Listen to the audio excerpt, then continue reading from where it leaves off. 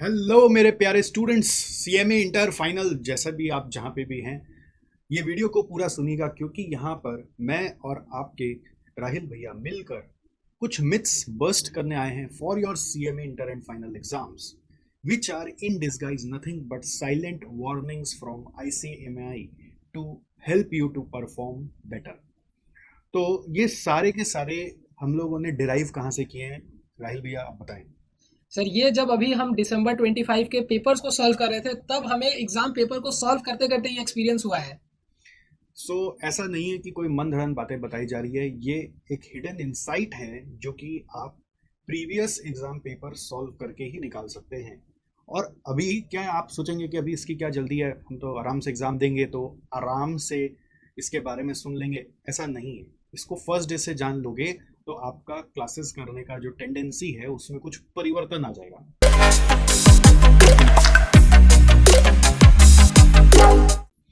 तो जैसे कि आप देख रहे हैं, पहला सवाल हमारा ये है कि are classes enough to pass CMA exams? क्या बोलते रहे सर? नहीं सर, क्लासेस तो इनफ नहीं है सीएमए एग्जाम्स को पास करने के लिए। अगर मैं ऐसा सोचूंगा कि मैंने क्लास कर लिया मैं एग्जाम पास कर लूंगा तो ये एक बहुत ही बड़ा मिथ है जिसे आज हम बस्ट कर देंगे। क्योंकि क्लास को देखने से सिर्फ नहीं होगा, क्योंकि क्लास को देखते हैं तो हमें ये कंसेप्ट तो पता चल जाता है, बट अगर हमने उस कंसेप्ट को प्रैक्टिस नहीं किया तो वो हमारे माइंड में रिटेन नहीं हो पाता है और फिर एग्जाम में वो गड़बड़ होना ही है। वैसे जो राहिल भैया हैं ये ऑल इंडिया रैंक होल्डर हैं, इंटर में भी और फाइनल में भी, तो ये अपने पूरे अनुभव से आपको बता रहे हैं कि नॉर्मली क्या होता है, स्टूडेंट्स क्लास ले लेते हैं और स्पीड बढ़ा के खाली वॉच कर रहे होते हैं। तो by this are classes enough, I mean to say कि सिर्फ क्लास वॉच करना इनफ है क्या? तो अगर इनफ नहीं है तो करना क्या पड़ेगा? जैसे आप सोचिए, आज एक चैप्टर का स्टूडेंट ने क्लास किया या एक क्लास नंबर 1 किया फॉर एग्जांपल कैपिटल बजटिंग का, तो अब क्या करना है? तो उससे रिलेटेड सर जो भी क्लासेस में सम हुआ है उसको आप सॉल्व करिए। जो क्लास के बाद वापस करें? क्लास के बाद वापस करना है। और क्लास के ड्यूरिंग कैसे करना है? क्लास के ड्यूरिंग तो जब सर करा रहे हैं तो एक बार आप पूरा अच्छे से सुन लीजिए, उन सर के साथ कर लीजिए। आपके ब्रेन में पूरा बैठ गया है तो फिर आप उसको वापस से क्लास के बाद अपने से ट्राई करिए। ओके। और अगर क्लास करते करते सर ने सम सॉल्व करने दिया, बोला अपने से करो, तो नॉर्मली स्टूडेंट्स क्या करते हैं? सर स्टूडेंट्स क्या करते हैं, फास्ट फॉरवर्ड कर लेते हैं, फिर सर जब सॉल्व कराने लगता है तो वो वहाँ पर पहुँच जाते हैं। बस कॉपी कर लेते हैं। तो अगर आप ऐसा करोगे तो क्लासेस कभी भी इनफ हो ही नहीं सकता। आपको ये सोचना है कि क्लासेस के बहाने हमें कंसेप्ट बिल्डअप करना है इस तरीके से कि जो समझाया गया कंसेप्ट वो आपको आधी रात को भी कोई पूछे तो आप उसका अपने मातृभाषा में ट्रांसलेशन करके बता दें, और उससे जुड़ा हुआ जो सम्स है उन सम्स का ट्रिक मुंह जबानी आपको याद रहे, जिससे कि उस तरह का ट्रिक का कोई भी क्वेश्चन आ गया या प्रेजेंटेशन का कोई भी क्वेश्चन आ गया तो आप कर पाए। तो क्लासेस इनफ नहीं है क्योंकि क्लासेस तो आपने बस ले लिया, अब उसको ठीक से कंज्यूम नहीं करोगे तो वो वेस्ट है। जैसे मान लीजिए शॉपिंग करने गए, टी शर्ट ले आए लेकिन कभी उसको पहना ही नहीं, तो फायदा क्या? या आप पहना तो टी शर्ट की तरह नहीं पहन के पैंट की तरह पहन लेंगे, एग्जाम्पल दे रहा हूँ, तो वैसा कुछ हो गया। मान लीजिए आपने सही तरीके से क्लास वॉच नहीं की तो भी तो क्लास वॉच करना बेकार है।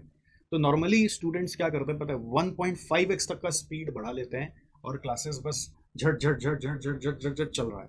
तो इसमें आपका क्या कहना है? सर मेरे हिसाब से क्लासेस को 1.5x पे नहीं देखना चाहिए, क्योंकि ये कोई हम एज अ एंटरटेनमेंट तो देख नहीं रहे हैं कि बस देख के ख़त्म कर लेना है। ये तो हम अपने कंसेप्चुअल अंडरस्टैंडिंग के लिए देख रहे हैं। तो धीरे धीरे सुनेंगे तो हमारे ब्रेन में वो बात बैठ जाएगी। भले ही हो सकता है कि जब हम क्लासेस करते हैं तो हमें लगता है कि 1.5 पे देख रहा हूँ, सब समझ में आ रहा है, बट जितने जल्दी वो बात ब्रेन में जाता है उतनी जल्दी फिर वो बात ब्रेन से निकल भी जाता है, रिटेंशन नहीं हो पाता है उस चीज़ का। राइट। तो क्या होता है ना, स्लोली स्लोली बात सुनने से बात रिटेन ज़्यादा होती है, आपका दिमाग उस समय फोकस करके उस चीज़ को बैठा सकता है। अगर आप बीच बीच में जो टाइम गैप मिल भी रहा है उसमें अगर आप कॉन्सेप्ट को रिकैपिचुलेट करें, वापस से रिविजिट करें, तो ड्यूरिंग द क्लासेस भी तो एक रिवीजन हो रहा है ना। सेकंड मिथ पे आते हैं राहिल सर, थोड़ा सा बताइए स्टूडेंट्स को, is ICMI study material enough? अगर मान लीजिए हमने ऐसी क्लासेस ली जिसमें स्टडी मटेरियल सॉल्व हो गया या अपने से स्टडी मटेरियल पूरा सॉल्व कर लिया, तो क्या हम सारे क्वेश्चंस कर पाएंगे? नहीं सर, स्टडी मटेरियल अगर हम सॉल्व कर लेते हैं तो वो हमें एक बहुत अच्छा एज देता है, बट वो कंप्लीट नहीं है। सीएमए इंटर में तो फिर भी बहुत हद तक मैंने नोटिस किया है कि सीएमए मैथ को कवर करने से हो जाता है, बट सीएमए फाइनल में तो ऐसा बिल्कुल भी नहीं है। क्योंकि हर टर्म में कुछ ना कुछ ऐसा क्वेश्चन होता है जो कि सीएमए मैथ के बाहर से आ जाता है। हो सकता है कि वो 2016 सिलेबस में कोई पूछा हुआ क्वेश्चन हो जो कि पास्ट ईयर पेपर में आया हो, या फिर हो सकता है कि वो सीए इंस्टीट्यूट का या फिर कोई और भी अदर प्रोफेशनल इंस्टीट्यूट का जहाँ पे सेम कंटेंट या फिर सेम सब्जेक्ट है वहाँ से पूछ लिया जाता है। यस। तो ऐसा है क्या कि मान लीजिए जो दूसरे इंस्टीट्यूट का पूछा जाएगा तो वो सेम कॉन्सेप्ट से मैच करके ही पूछा जाएगा, या कुछ अलग भी आ सकता है जो हमारे मैट में ही नहीं है? हाँ सर, ऐसा भी पॉसिबल है। अभी रिसेंटली हमने जो एसएफएम का पेपर सॉल्व किया, उसमें एक ड्यूरेशन का कंसेप्ट है जो कि पूरे आईसीएमआई मैट में कहीं पर भी नहीं है, लेकिन वर्कबुक में है। तो अगर हमने सिर्फ इंस्टीट्यूट का मटेरियल सॉल्व किया है तो नहीं होगा। वर्कबुक सॉल्व कर लेते तो वो कंसेप्ट हो जाता, बट फिर भी वर्कबुक में सिर्फ एक क्वेश्चन में कहीं पर ड्यूरेशन दिया है, तो इससे हम ये नहीं समझ सकते कि वो हमारे सिलेबस का पार्ट है या नहीं है। तो इसीलिए हमें वर्कबुक को भी सॉल्व करना है, दूसरे प्रोफेशनल इंस्टीट्यूट के जो क्वेश्चन है उनको भी साथ ही साथ सॉल्व करना है। दोस्तों, इसी को मद्देनजर रखते हुए हमने एक नया यूट्यूब में प्लेलिस्ट डाला है, जिसमें हमने सीएमए इंटर कॉस्ट का पूरा सीए इंटर का जो मैचिंग चैप्टर्स है वो भी सॉल्व करके अपने यूट्यूब में डाल दिया है। उसी तरह से सीएमए फाइनल एससीएम का भी बहुत सारा एडिशनल क्वेश्चंस सीए के मैथ से डाला है। और अब सीएमए फाइनल एसएफएम के लिए फोकस किया जा रहा है कि उसके लिए हम क्या क्या करें। उसके लिए एक बुक बना ली गई है, प्रैक्टिस बुक बना दी गई है, जो आप इस वीडियो के डिस्क्रिप्शन से भी ले सकते हो, या फिर आप हमारे टेलीग्राम चैनल से भी ले सकते हो, या फिर आप हमारे फ्री नोट्स के ड्राइव है उसमें जाके डाउनलोड जरूर कर लेना। सीएमए फाइनल प्रैक्टिस बुक या दिव्य जड़ी बूटी बुक नाम से आपको मिलेगा। तो ये हमने क्रिएट क्यों किया है? क्योंकि इसकी ज़रूरत है। अब एक बात और है स्टूडेंट एंगल से, सर उस उतना एक्स्ट्रा करके कितना ही क्वेश्चन आ जाएगा, ये बताइए। सर वी नेवर नो कि कितना एक्स्ट्रा आ जाएगा, बट अगर हम पास्ट ट्रेंड क्या बोल रहा है? पास्ट ट्रेंड कहता है सर कि एक दो क्वेश्चन तो हर टर्म में पूछ लिए जाते हैं, मिनिमम एक दो क्वेश्चन हर टर्म में पूछ लिए जाते हैं। तो एक से दो, तो अब वो एक से दो यदि आप अवॉइड करना चाहते हो तो वो पॉसिबल है, क्योंकि एग्जाम में तो आपको ऑप्शंस मिलते हैं। तो अगर आप उससे बचना चाहते हो तो दूसरा उपाय क्या है कि आप जितना आपको दिया गया उसको 2 से 3 बार करें, जिससे कि आप जो बचा हुआ है उसको अच्छे से कर पाए। अगर उसको हल्के से करोगे तो आपको अपना स्प्रेड और बढ़ाना पड़ेगा, है ना? तो आइडिया ये है कि आप हमारा जब आगे जाके नेक्स्ट एग्जाम पीरियड के लिए हम जब सुपर 50 और एबीसी एनालिसिस निकालेंगे उसको अच्छे से रेफर करिएगा, तो आपको पता चलेगा कि और एक्स्ट्रा क्या क्या करना है जिससे कि आप कर पाएँ अच्छे से, और अपने आईसीएमआई मैथ से क्या क्या करना है जिसको भी आप रेफर कर लेंगे तो अपना एग्जाम को अच्छे से कैचअप कर पाएंगे। सो नेक्स्ट एक सवाल स्टूडेंट्स का बहुत कॉमनली आता है कि लॉ है या ऑडिट है जहाँ पे कई बार सेक्शन नंबर और प्रोविजंस वगैरह दिए हुए होते हैं, तो उसका जो प्रोविजन नंबर है, सेक्शन नंबर है, उसको क्या रटना है कि उसको अपने मन से पूरा लिख सकते हैं? नहीं सर, सेक्शन नंबर तो हमें याद करना ही पड़ेगा। इन केस अगर हमें याद नहीं है तो अपने मन से तो कुछ भी नहीं लिखना है। हो सकता है कि हमें मार्क्स मिलने वाला हो, बट अगर हम गलत सेक्शन नंबर कोड कर देंगे तो जो मिलने वाला मार्क्स था वो भी चला जाएगा। वो भी चला जाएगा। ये आपको कैसे पता चला? सर ये मुझे पता चला जब हमने एग्जामिनर्स कमेंट को अच्छे से पढ़ा। एग्जामिनर कमेंट क्या होता है? आईसीएमआई टाइम टू टाइम अपने जो एग्जामिनर्स है उनसे परफॉर्मेंस के लिए बोलता है कि कमेंट्स लिख के दो, आपने इतनी कॉपियां चेक की तो बताइए बच्चे क्या कर रहे हैं। तो स्पेशली लॉ के लिए क्या लिखा हुआ है? लिखा है कि sir there should be no general answer but point wise answer with specific provisions of laws and acts is required to perform better.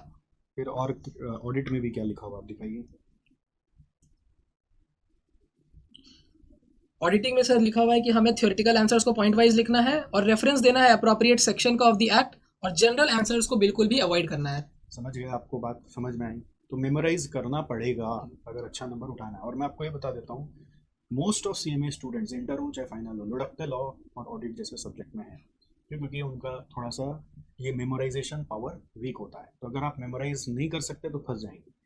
तो इसलिए इट्स इम्पॉर्टेंट कि जब आप पढ़ाई कर रहे हैं तो ऐसा कोई ट्रिक निकाल लें कि आप उसको मेमोराइज भी कर सकें, अपने दीवार वाल पे चिपका के रखें, अपने मोबाइल में कोई नोट सोर्स का सेक्शन में कुछ याद करने का टेक्निक बनाया जा रहा है। न्यूमरस वेज आप चैट जीपीटी से पूछें कि कैसे कैसे चीज़ें याद की जा सकती है।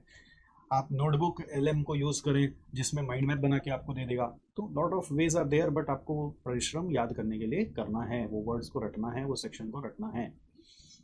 नेक्स्ट सवाल क्या है, मिथ क्या है कि नॉर्मली ये देखा गया है कि जो स्टूडेंट्स हैं वो क्लासेस कर लेते हैं और फिर मान लीजिए पास पेपर सॉल्व कर लेते हैं और एग्ज़ाम के लिए बोलते हैं हम तैयार हो गए। जब एग्ज़ाम हॉल तक पहुंचते हैं तो आता हुआ चीज़ भी क्लिक ही नहीं कर रहा होता है। ऐसा होता है, आता हुआ है चीज़ बट करने जा रहे हैं तो लिख ही नहीं रह पा रहे हैं, या फिर मान लीजिए उल्टा पुल्टा लिखने लग गए हैं, हैंड राइटिंग गंदी हो रही है। और उससे भी ज़्यादा इम्पोर्टेंट क्या है कि एक क्वेश्चन को करने का तो एक टाइम डिफाइंड है ना। जैसे आपको एग्ज़ाम में 100 मार्क्स का पेपर करना है, उसके लिए 180 मिनट्स मिल रहा है, तो 1 8 मिनट्स में 1 मार्क का क्वेश्चन होना चाहिए। अब 7 मार्क का क्वेश्चन है तो 12.6 मिनट्स में होना चाहिए। तो आप जब क्लासेस करते हैं तो सर लंबा लंबा समझाते हैं, तो कई बार वो 1 घंटा में भी होता है, 45 मिनट में भी होता है। जब आप प्रैक्टिस कर रहे होते हैं तो फंस जाते हैं, तो और सोचते रहते हैं। बट जब एग्जाम आएगा तो उस क्वेश्चन को तो उसके डिफाइंड टाइम में खत्म करना पड़ेगा। और वो डे ऑफ एग्जाम में होगा कि नहीं होगा आपको पता कैसे, आपको 3 घंटे का पेपर मैनेज कैसे करना है। तो इसके लिए ICMI की तरफ से क्या वार्निंग्स है? सर इसका एक ही सोल्यूशन है जो कि है mock test. Student should also work with mock test of the subject. किस लिए, उससे क्या पता चलता है? Such practice would give them adequate confidence to face and answer the similar questions in examination. Even क्या होता है, सेम क्वेश्चन भी आ जाता है तो भी नहीं कर पाते हैं। और भी कहाँ है मॉक टेस्ट का, कुछ बताइए सर वापस कॉस्ट अकाउंटिंग में students must appear a number, practical के लिए तो मस्ट हो गया। क्या लिखा हुआ है? Students must appear a number of mock test within the stipulated time frame and self evaluate their performance prior to the examination. This will help them to improve their skill and develop self confidence and they can identify their weaknesses. देखिए, एक option है कि आप खुद से भी अपना question paper उठाकर सॉल्व कर सकते हो। अभी इंस्टीट्यूट पूरा क्वेश्चन पेपर भी अपलोड कर देता है अपने वेबसाइट पर। दूसरा ऑप्शन है कि आप अगर वो नहीं करना चाहते हो, आप चाहते हो कि कोई आपको सुपरवाइज करे कि आप वो कर रहे हो कि नहीं कर रहे हो, तो SGC का एक सबसे ज़बरदस्त सीरीज़ है जिसका नाम है मॉक टेस्ट संग्राम, जो हम लोग हर एग्ज़ाम के 2 महीना पहले कराते हैं। और स्टूडेंट्स को वहाँ पर एक शेड्यूल देते हैं, चैप्टर वाइज ब्रेकअप देते हैं, एक एक सब्जेक्ट का 4-4 परीक्षा लेते हैं और कॉपी चेक करके फीडबैक और कमेंट्स भी देते हैं, जिससे कि वो अपने परफॉर्मेंस को बेटर कर सके। उसके अलावा हर वीक उनको गाइड कर करके और बेटर करने का भी कोशिश करते हैं। तो एनीवे वो आपके पास ऑप्शन है हमेशा कि आप अपने से करो या हमारे साथ करो, लेकिन मॉक टेस्ट को अपने प्रिपरेशन का पार्ट जरूर बनाना है। तो इन सब में एक चीज़ बहुत इंपॉर्टेंट है जो मैं आपको एक लास्ट और अल्टीमेट गाइडेंस देना चाहता हूँ कि मान लीजिए आप यहाँ से अपना पढ़ाई स्टार्ट कर रहे हैं और यहाँ पर आपका एग्ज़ाम मंथ है। तो एग्ज़ाम मंथ में आप समझ लीजिए आपको एग्ज़ाम देना है जो ICMI का है। बट अगर आप कोर्स कंप्लीट ही एकदम लास्ट की तरफ जाके कर रहे हो तो आप ये सब कुछ कर ही नहीं सकते जो मैं बोल रहा हूँ। तो ये कोर्स कंप्लीट आपका एक कायदे से होना चाहिए, जैसा मैंने आपको ऊपर में बताया, और उसको ख़त्म भी करना है एग्ज़ाम के कम से कम, अगर आप सिंगल ग्रुप दे रहे हो या बोथ ग्रुप दे रहे हो इंटरमीडिएट में, तो कम से कम 2.5 महीना पहले, 2.5 मंथ्स बिफोर। अगर आप जॉब करते हो तो आपको तो बोथ ग्रुप सोचना ही नहीं चाहिए, आपको ग्रुप बाय ग्रुप जाना चाहिए। अगर आप नॉन जॉब वाले स्टूडेंट हो तो आपको 2.5 महीना पहले ख़त्म करना है। और अगर आप फाइनल की परीक्षा दे रहे हैं तो आपको सिंगल ग्रुप पे 2.5 महीने पहले ख़त्म करना है और बोथ ग्रुप है तो 5 मंथ्स पहले ख़त्म करना है। ये ख़त्म क्यों करना है? क्योंकि यहाँ पर आपको बहुत सारा और भी कवरेज अपने लिए करना पड़ेगा, जैसे कि आपका प्रैक्टिस करना, वापस से एक बार जो क्लास में पढ़ाया वो करना, जैसे कि आपका एक एक चैप्टर का समरी नोट्स बनाना। समरी नोट्स के बारे में भी यहाँ वार्निंग में कई जगह लिखा हुआ था। कहाँ लिखा हुआ है, एक बार दिखा दीजिए। So create summary notes or mind maps to aid memory retention. याद ही नहीं होगा अदरवाइज इतना बड़ा कोर्स, तो वो बनाने के लिए समय चाहिए। हाँ, आप ये सब अगर अभी वीडियो देख रहे हैं और क्लासेस अभी आपकी चल रही है तो कुछ कुछ पार्ट आप क्लासेस के दौरान भी कर सकते हो। थर्ड नंबर है आपका जो मॉक टेस्ट के बारे में हम बात कर रहे थे, उसके लिए आपको रेडी हो जाना। हमारा मॉक टेस्ट में आओगे तो वो 2 महीना पहले चालू होता है, बट उसके लिए तो हाथ में टाइम चाहिए ना। अगर आपको उस समय कोर्स ही खत्म नहीं हो रहा तो आप कैसे दोगे? और फोर्थली, एक और मोस्ट इम्पॉर्टेंट, MCQ के लिए डेडिकेटेड प्रिपरेशन। हमारे यूट्यूब में हमने राहिल भैया ने मिलकर बहुत सारे सब्जेक्ट्स का पूरा MCQ बैंक सॉल्व कर दिया, जिससे आपका 80-90% MCQ छप जाता है। और वो MCQ का तैयारी के लिए भी समय चाहिए, ऐसा नहीं कि बस सारा कॉन्सेप्ट पढ़ लिया और MCQ आ जाएगा। तो ये सब कर पाने के लिए गाइस आपको टाइम चाहिए, और ये टाइम तभी मिलेगा जब आप कोर्स को टाइमली ख़त्म करेंगे। अगर आपका कोर्स टाइमली ख़त्म नहीं हो रहा है तो आपको अपने ग्रुप प्लानिंग के बारे में रीथिंक करना चाहिए कि आपको सिंगल ग्रुप जाना है कि बोथ ग्रुप जाना है।